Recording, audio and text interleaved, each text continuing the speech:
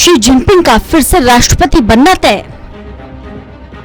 दुनिया के सबसे ज्यादा आबादी वाले देश चीन के अगले राष्ट्रपति शी जिनपिंग ही होंगे। इस बात पर पूरी तरह से मुहर अगले हफ्ते चीन की कम्युनिस्ट पार्टी की बैठक में लगाए जाने की उम्मीद है। इसके साथ ही तय हो जाएगा कि माओ के बाद चीन का सबसे शक्तिशाली नेता अगर कोई होगा तो वो शी जिनपिंग हो सकते हैं, जो मरते दम तक चीन के राष्ट्रपति, चीन की सेना, पीएलए के प्रमुख और चीन की कम्युनिस्ट पार्टी के अध्यक्ष बने रह सकते हैं। अगले हफ्ते होने वाली कम्युनिस्ट पार्टी कांग्रेस की बैठक में ये तय किया जाएगा कि चीन के पास अब शी जिनपिंग के अलावा कोई और विकल्प नहीं है। शी जिनपिंग की सत्ता और होगी मजबूत। अगले हफ्ते सत्तारूढ़ कम्युनिस्ट पार्टी के एक महत्वपूर्ण सम्मेलन में 100 साल पुरानी ऐतिहासिक पार्टी के अनुभवों के साथ उपलब्धियों पर एक प्रस्ताव पारित किया जा सकता है। इस मौके पर कम्युनिस्ट पार्टी का आधिकारिक इतिहास नए ढंग से लिखा जाएगा। 531 पेज की इस किताब का 1/4 से ज्यादा हिस्सा सिर्फ 9 साल में हुए विकास को समर्पित है। पार्टी की जीवनी लिखने वाले इतिहासकारों ने भी जिनपिंग के रिटायरमेंट का कोई संकेत नहीं दिया। दशकों में देश में हुए विकास का जश्न मनाने के लिए पूरे चीन में कई प्रदर्शनियों और संग्रहालयों को भी सजाया गया। चीन में शी जिनपिंग जैसा कोई दूसरा नेता नहीं। हाल के दिनों में कोई भी नेता शी जिनपिंग की तरह चीन के इतिहास में वैसी जगह नहीं बना पाया। बीजिंग में शुरू हो रहा उच्च स्तरीय बैठक में पार्टी के 100 साल के इतिहास का आधिकारिक तौर पर पुनर्मूल्यांकन करने वाला एक संकल्प जारी किया जाएगा, जिसके बाद जिनपिंग को जो माओ त्से तुंग और देंग शियाओपिंग के बाद चीन का एक युगांतकारी नेता घोषित किया जा सकता है। ये बैठक 11 नवंबर तक चलेगी। चीन के इतिहास को बदलने की कवायद। न्यूजीलैंड में स्थित पार्टी के इतिहासकार जेरेमी आर बर्मे ने कहा कि ये बैठक कम्युनिस्ट पार्टी और शी जिनपिंग के इर्द गिर्द चीन के लिए एक नया टाइमस्केप बनाने के बारे में है।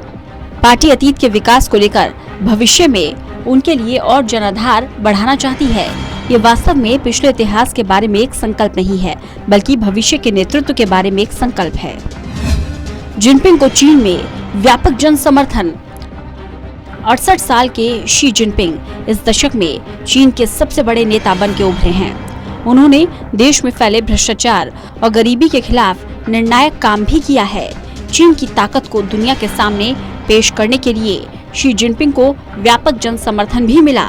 इसके बावजूद पार्टी में उनके खिलाफ काम करने वाले नेता कोरोना वायरस महामारी और अमेरिका के साथ तनावपूर्ण संबंधों को लेकर जिनपिंग पर निशाना साध सकते हैं। जिनपिंग के खिलाफ बोलना भी बनेगा अपराध। युगांतकारी नेता घोषित होने के बाद शी जिनपिंग के खिलाफ बयानबाजी को चीन में अपराध की श्रेणी में डाला जा सकता है। ऐसे में उनके खिलाफ उठी हर आवाज को दबा दिया जाएगा।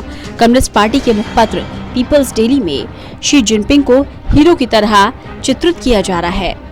कई लेखों में उन्हें चीन को कोरोना के कहर से बचाने वाला बताया गया है। उन्हें देश को आर्थिक संकट से निकालने और अमेरिका के खिलाफ मजबूती से खड़े रहने पर भी खूब प्रशंसा की गई। माओ और देंग से हो रही जिनपिंग की तुलना।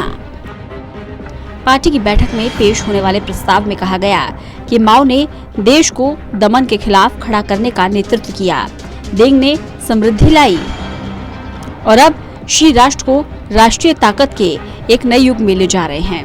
पार्टी के दस्तावेजों में आधुनिक चीन के उदय को स्टेप बाय स्टेप समझाया गया है। शी जिनपिंग की नीतियों को ऐतिहासिक नीति का गौरव देकर उसे सही ठहराने की कोशिश भी की गई है। बता दें कि चीन में माओ के शासनकाल में लाखों लोग भूख से मारे गए थे और हजारों लोगों को माओ ने विरोध करने पर मरवा दिया था।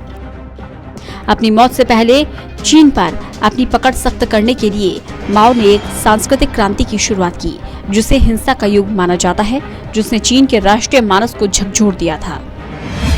फिर से राष्ट्रपति चुने जाएंगे जिनपिंग। शी से पहले रहे सभी राष्ट्रपति 5 साल के 2 कार्यकाल या 68 साल की आयु होने के अनिवार्य नियम के बाद रिटायर हो चुके हैं। हालांकि 2018 में संविधान में हुए एक अहम संशोधन के मद्देनजर शी को तीसरे कार्यकाल के लिए चुने जाने की संभावना है। सीपीसी की अगले साल होने वाली कांग्रेस से पहले पूर्ण सत्र आयोजित किया जा रहा है।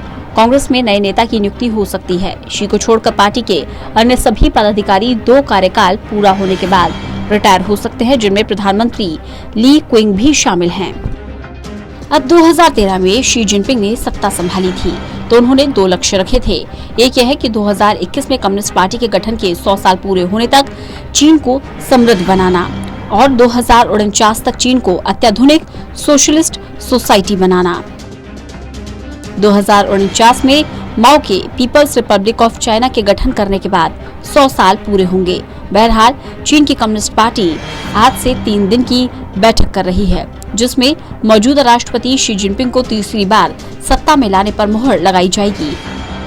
चीन की कम्युनिस्ट पार्टी की 19वीं सेंट्रल कमेटी देश के 100 सालों के संघर्ष के दौरान प्रमुख उपलब्धियों और ऐतिहासिक अनुभवों पर आधारित एक रेजोल्यूशन का रिव्यू करेगी और उम्मीद है कि उसे तुरंत पारित कर दिया जाएगा। Special desk, total news.